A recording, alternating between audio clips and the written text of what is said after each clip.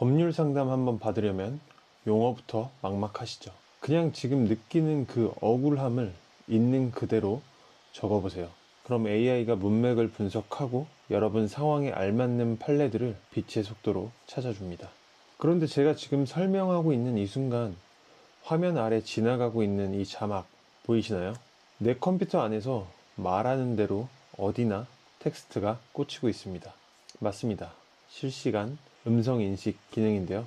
지난 영상에서 배포해드린 클리퍼 프로그램에 제 예상보다 훨씬 뜨거운 관심을 보여주셨어요. 정말 감사드리고요.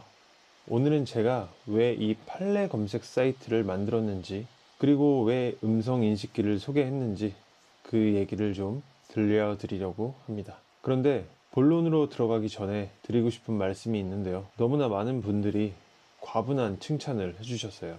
정말 감사하지만 사실 전 그렇게 거창하거나 대단한 사람은 아닙니다. 마침 댓글 중에 이런 글이 있더라고요. 이거 AI로 딸깍하면 누구나 다 만들 수 있는 거 아니냐? 네, 배우면 누구나 할 수 있죠. 하지만 이게 단순히 딸깍 한 번으로 끝나는 일은 절대 아닙니다. 수없이 고민을 했고요.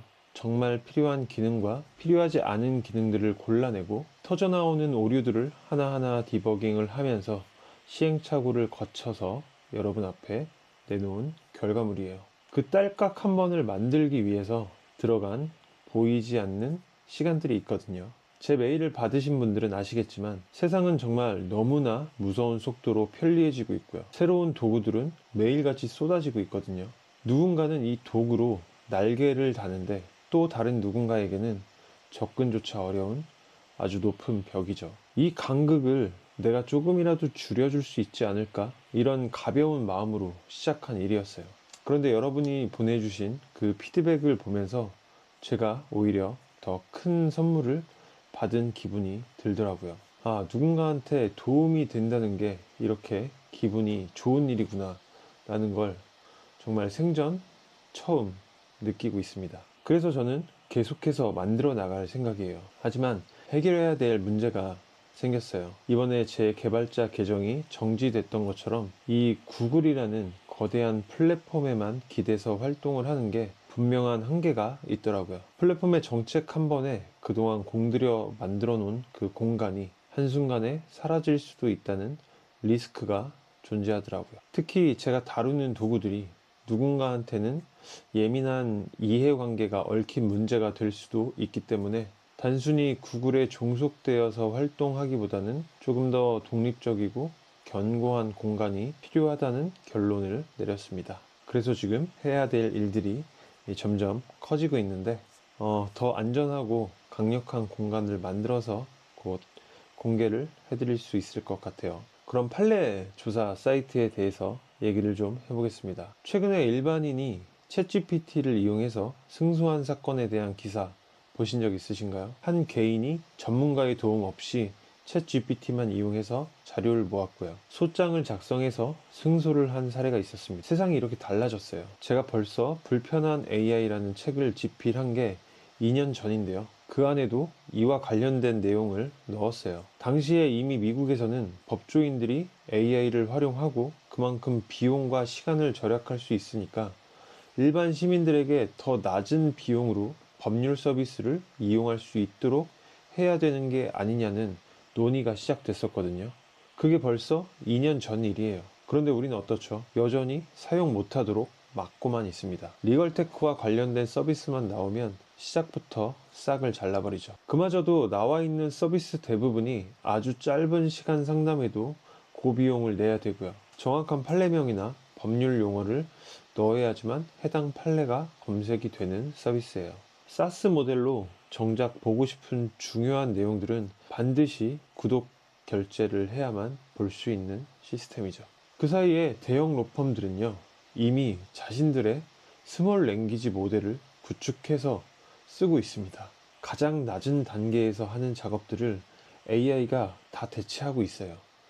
이미 대형 로펌들은 하고 있습니다. 갓 변호사가 된 신입 변호사들이 하는 일들을 AI가 다 하고 있으니까 법대 나와서도 취직을 못한다라는 얘기가 지금은 이미 현실이 됐습니다. 그러면 너가 이런 걸 만들어서 배포하면 그들이 설 곳이 더 없어지는 것 아니냐 하실 수도 있겠지만, 제가 그 일자리를 뺏자고 이걸 만들어서 공개하려는 게 아니고요. 이미 세상은 이렇게 돌아가고 있어요. 이건 누가 막는다고 막을 수 있는 흐름이 아니라는 거죠. 문제는 결국 돈인데요. 돈을 많이 들일 수 있는 곳들만 이런 기술들을 먼저 가져가서 쓰고 있다는 겁니다. 앞서 한 얘기처럼 서비스 비용은 여전히 높고 일반인들은 접근하기조차 어려운데, 개인 변호사나 소형 로펌들은 어떻게 쓸 수 있는지를 모르기 때문에 엄두조차 못 내는 곳이 많은 거죠. 이대로 두면 그 격차는 앞으로 정말 상상할 수 없을 정도로 더 벌어질 거예요. 이번에도 제 생각은 아주 심플합니다. 이 간극을 어떻게 하면 줄일 수 있을까? 일단 일반인이 사연을 구구절절 적었을 때 관련된 판례가 나오게 할 수는 없을까? 전 키워드 추출과 관련된 프로그램을 만들어서 사용하고 있기 때문에 가능할 거라고 생각을 했습니다. AI가 만든 허위 판례가 나와서 문제가 된 사건들이 많은데, 이건 어떻게 해결하지? 노트북 LM처럼 출처를 달아주고 판례를 직접 확인하도록 하면 될 거라고 생각했죠. 그럼 판례는 어떻게 가져오지? 법제처에 공식적으로 API 승인을 받았고요. 제공하고 있는 판례 데이터를 2만 개 정도 수집한 상태입니다. 목표는 현재 10만 개까지 채우는 거고요. 물론 그만큼 클라우드 비용이나 유지비가 계속 들어가겠지만 그만한 가치가 있을 수 있다고 생각해서 데이터가 확보되고 추가적인 안정성이 마무리되는 시점에 공개할 생각입니다. 그리고 소형 로펌들의 경우에 의뢰인들의 개인정보 문제 때문에 AI 활용이 굉장히 제약적이라고 알고 있어요. 수억 원의 비용을 들이지 않고도 외부로 유출하지 않은 상태로 AI를 활용할 수 있는 방법들이 다양하게 있습니다. 전 그걸 구축하거나 교육하는 방식으로 이 모델의 수익화를 진행할 생각이고요. 일반인들이 자신의 상황과 관련된 판례를 찾는 일은 앞으로도 쭉 무료로 공개할 생각입니다. 물론 이후에도 법적으로 문제가 되지 않는 선에서 기능들을 추가할 예정입니다. 전문 법률 용어가 아니라 구구절절 사연을 적어서 판례를 조사할 수 있도록 하는 이 구조를 만드는 게 기술적으로 생각보다 간단하진 않더라고요. 어쨌든 열심히 만들어 보고 있는 중이고요. 그리고 만들어가는 과정을 이렇게 공개적으로 알리면서 여러분의 조언을 들을 수 있는 것도 1인 기업만이 가질 수 있는 유연함이자 지금 시대의 흐름이라고 생각합니다. 현 정부에서도 공공 데이터를 적극적으로 개방하고 있어요. 저는 그런 데이터들을 활용해서 제가 할 수 있는 선에서 필요한 서비스들을 계속해서 만들어 나가 볼 생각이니까요. 혹시 좋은 아이디어가 있다면 언제든 남겨주세요. 그리고 아까 인트로에서 제가 말하는 대로 자막이 착착 붙던 그 프로그램 있죠. 오픈 AI에서 만든 위스퍼라는 모델인데요. 음성을 인식해서 텍스트로 바꿔주는 STT 기능이에요. 지금도 확장 프로그램 중에 보이스인 같은 것들이 있긴 하거든요.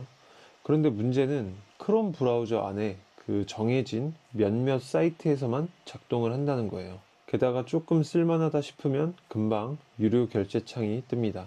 하지만 이 위스퍼는 내 컴퓨터에서 사용하는 모든 공간에서 자유롭게 쓸 수 있습니다. 메모장이든 메일창이든 메신저든 상관없이 말이죠. 활용도 면에서 크롬 확장 프로그램과는 비교가 되지 않는데요. 사실 이런 편리한 기능을 무료로 확 풀어버리고 싶은데 이걸 만들면서 비용 계산을 해봤거든요. 지난번 클리퍼처럼 많은 분들이 한꺼번에 무료로 쓰시면 제가 도저히 감당할 수 있는 수준이 아니더라고요. 하지만 개인이 자기 API만 써서 감당한다면 얘기가 달라지거든요. 한 달에 1,000원꼴이면 충분히 쓰고도 남아요. 그래서 여러분이 직접 본인의 API 키만 발급받아서 넣으면 자유롭게 쓸 수 있도록 만들려고 하고 있어요. 다만 API 키가 들어가다 보니까 보안 문제 때문에 프로그램을 단단하게 묶는 패킹 작업이 생각보다 쉽지는 않아요.